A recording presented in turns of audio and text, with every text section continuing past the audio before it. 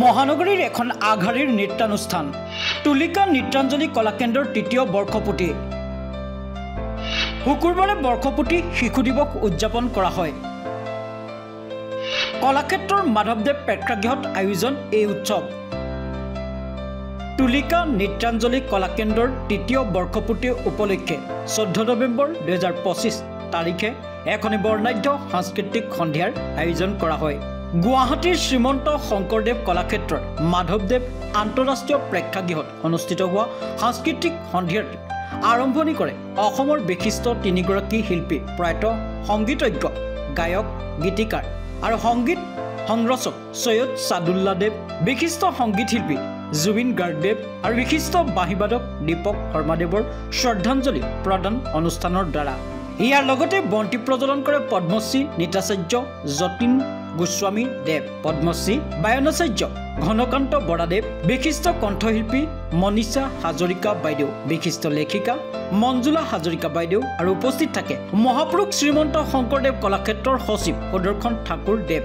বন্তি প্ৰজ্বলনৰ অনুষ্ঠানটিৰ পিছতে বিদ্যালয়ৰ তৰফৰ পৰা সম্বৰ্ধনা জনোৱা হয় বিশিষ্ট অভিনেত্ৰী চেতনা দাস বাইদেউ, বিশিষ্ট অভিনেতা অতুল পাচনিদেৱক, সংগীত নাটক একাডেমীৰ বঁটাপ্ৰাপ্ত বিশিষ্ট সত্ৰীয়া নৃত্যশিল্পী ৰঞ্জুমণি শইকীয়া বাইদেউ, ভাৰত নাট্যম নৃত্যশিল্পী অনু বসুমতাৰী বাইদেউ আৰু অদিতি চক্ৰৱৰ্তী বাইদেউ।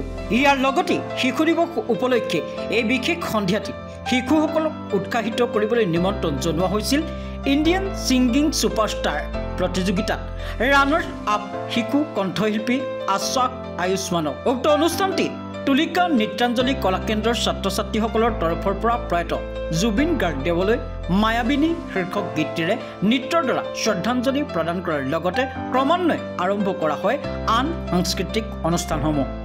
তুলিকা নৃত্যাঞ্জলি কলাকেন্দ্ৰই আয়োজন কৰা এই অনুষ্ঠানটি বিশেষকৈ ই বেছি পুৰণা অনুষ্ঠান নহয়, নতুন অনুষ্ঠান একদম। কেইবছৰমান তথাপিও ই এটা পুৰণা অনুষ্ঠানৰ নিচিনাকৈ আগবাঢ়ি গৈছে, কাৰণ ইয়াৰ পৰিচালনটো খুব ধুনীয়া। মই আজি এটা বিশেষ অনুষ্ঠানত আমি আহিছোঁ, যিহেতু আজি মোৰ মাৰ TNPK স্কুলত 3rd year এনিভাৰ্চাৰী হয়, তো আজি চবেই আহিছে আৰু বহুত ভাল লাগিছে। আৰু আজি বিশেষ আমি ইয়াতে এই দিনটো লৈছোঁ 14 নৱেম্বৰ, বিকজ আমি চিলড্ৰেনছ ডে চেলিব্ৰেট কৰি আছোঁ কাৰণে। আৰু আজি মোৰ বহুত ভাল লাগিছে যে স্কুলটো আগুৱাই গৈছে আপোনালোকৰ আশীৰ্বাদ বাবে। News desk report for nation Assam.